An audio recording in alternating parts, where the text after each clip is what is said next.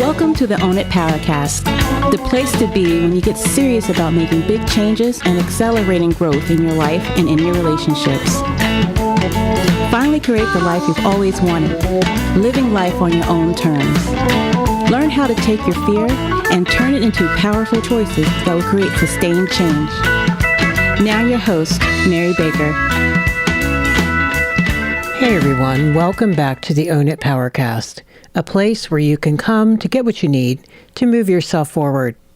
Hey, it's Mary Baker, and welcome to episode 141, Healthier Communication.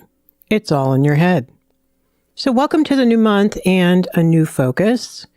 Last month, as you know, was all about connection.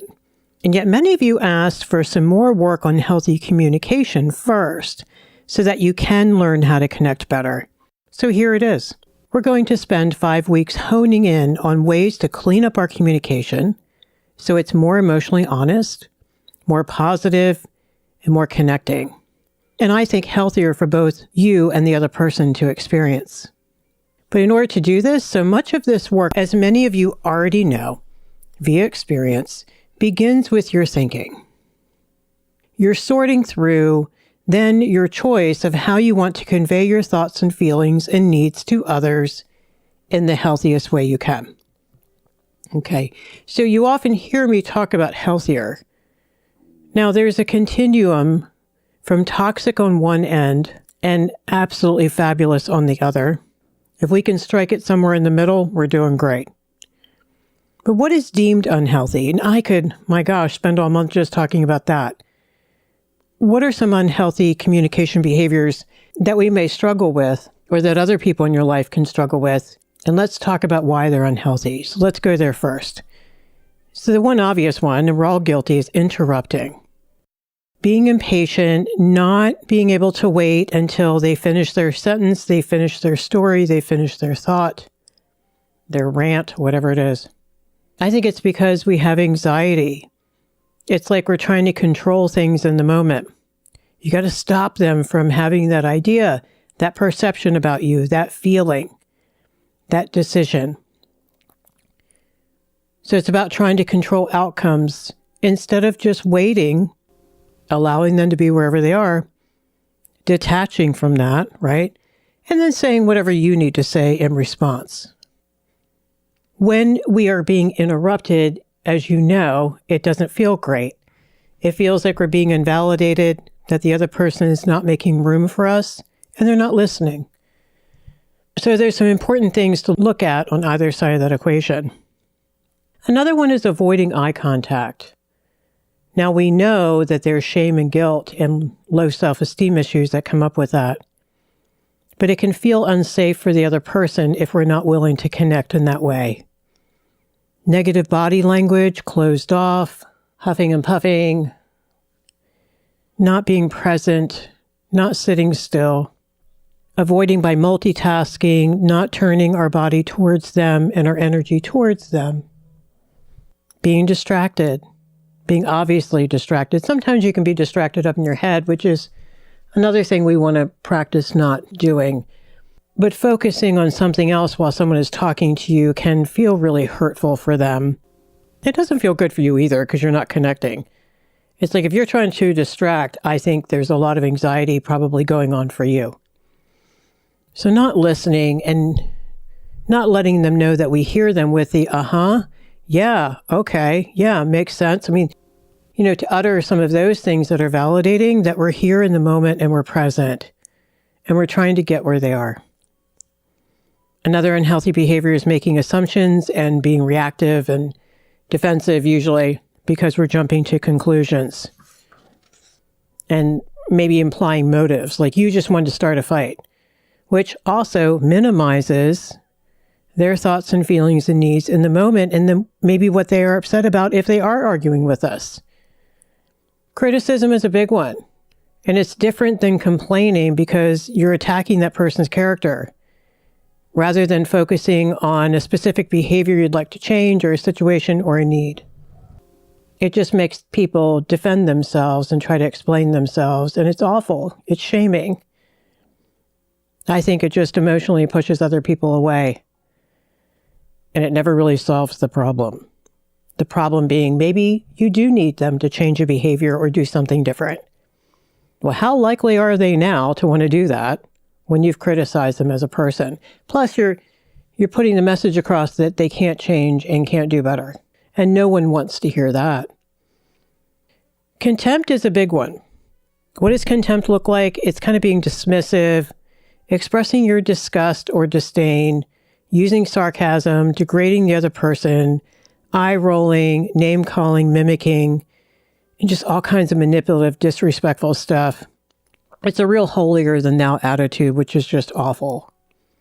None of us is better than another. Manipulation, as you've heard me talk about on the show many times, like the contempt, is horrific. The gaslighting, talking people out of their reality, crazy making, not owning your thoughts and feelings and choices, not respecting theirs, even if you don't like them, invalidating their feelings. That's crap. That's ridiculous. You're too sensitive. Statements like that. Stonewalling is another one, not answering even to what they're saying. Letting their words fall on the floor is terrible. It's pretty much giving someone the message that what they're thinking and feeling and needing from you doesn't matter. We know we hate it when people do it to us. So you've probably been on both or either side of all of these behaviors. And this is just a glimpse into what is unhealthy. We talk about these all the time on the show in different ways. Know that if you do some of these things, you came by them honestly and you can change them. This is the easy part, that we can change them. We just have to do the layers of work underneath in order to do so. And if you have people in your life who do these things to you, I would encourage you to get some serious support around looking at those relationships and seeing what you can do to set boundaries and take care of yourself, because that's really important. A lot of these behaviors I just mentioned are very emotionally immature. They have nothing to do with taking personal responsibility, and they make it emotionally unsafe. Okay, so why is healthy communication so important? Well, I think everything gets communicated via our communication and our behavior. Those are the two ways that we communicate everything to each other.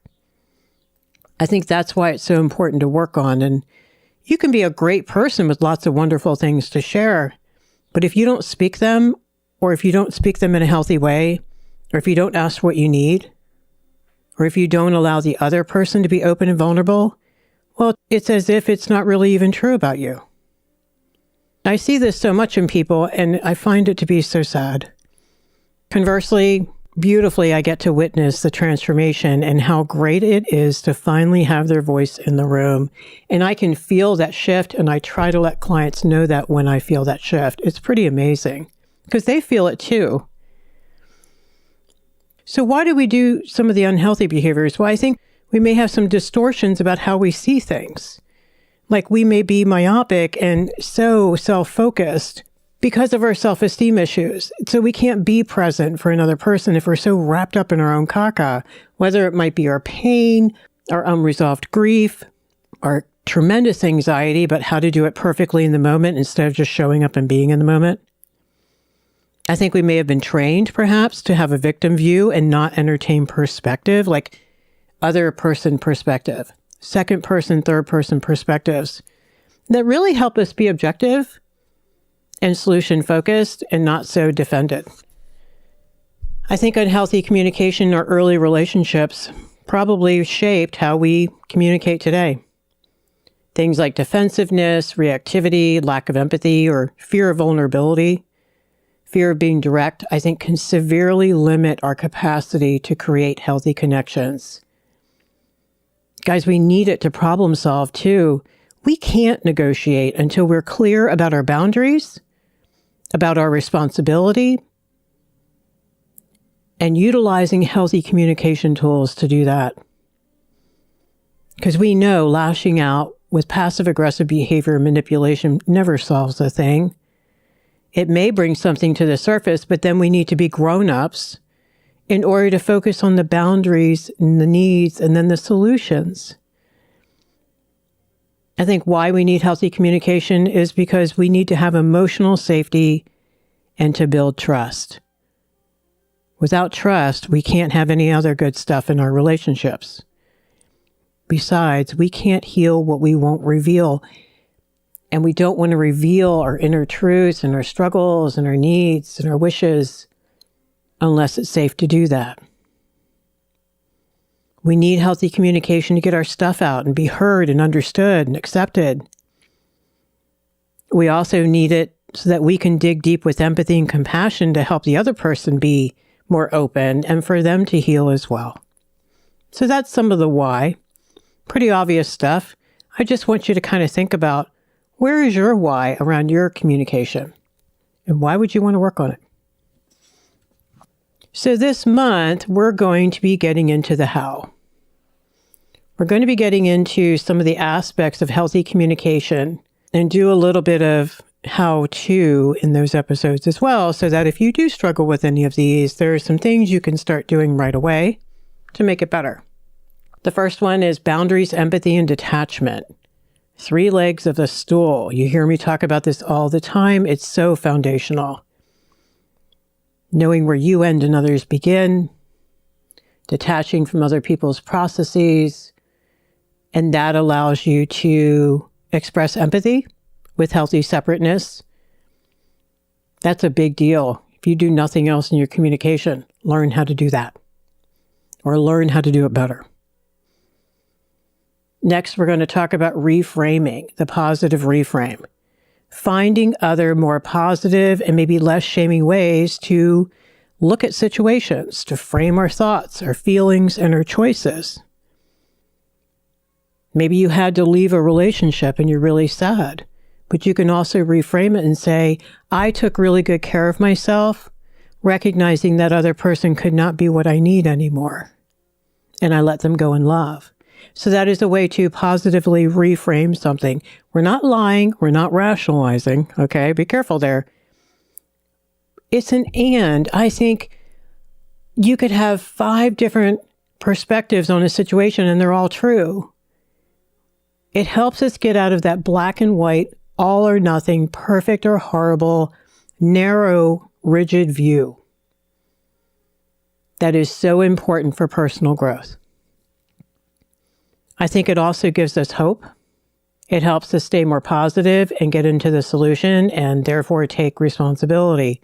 If you're feeling so much not good enough on the inside, it's going to be really hard to take responsibility and want to change your communication.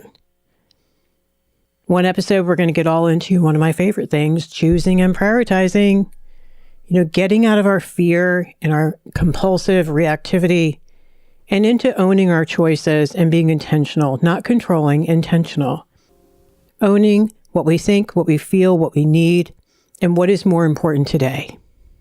Being in charge of our choices means we're no longer victims. And that even if others do or say awful things to us, the ball always comes back to us and we have to ask ourselves, okay, what are my boundaries and what am I going to do to take care of me? What do I want to choose here? They didn't make me become their friend. I chose. Owning my choices, grieving those choices sometimes, right? Loving and forgiving ourselves while at the same time taking responsibility, owning it. And with that, no more hostages. You know how I feel about hostage taking in a relationship. Meaning you're dependent upon what another person will or won't do, will say or won't say, will agree to or not agree to. There's no boundaries there. That's enmeshment. They're blurred. So really practicing boundaries, detaching from other people's choices, allowing them to have consequences, which means no rescuing. So we're going to get all into that. Why rescuing is so unhealthy, is so controlling, and it speaks to our inability to grieve and literally to accept reality and risk loss. Because when you set a boundary with a person, they could say, screw you. They could do horrible things. There could be awful conflict that you are hell-bent on avoiding. Another session is going to be all about emotional honesty. No more passive-aggressive behavior. Maybe no more aggressive behavior along with it.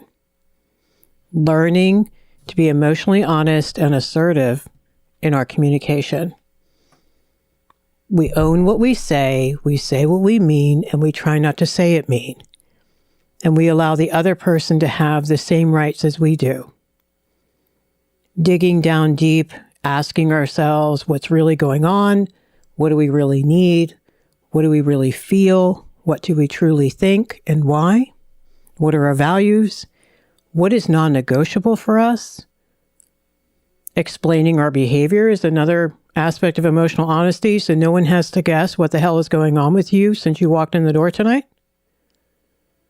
So we tell on ourselves, we make our insides match our outsides, we express our genuine truth, and we allow others to do the same, learning to let others do the same. That's a big piece of it too.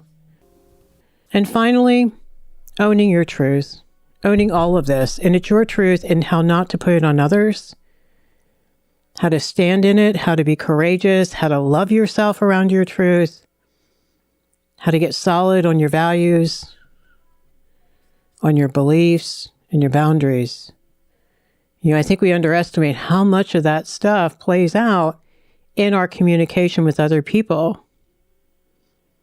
What we're willing and not willing to agree to, how we let other people treat us in communication, how we treat them.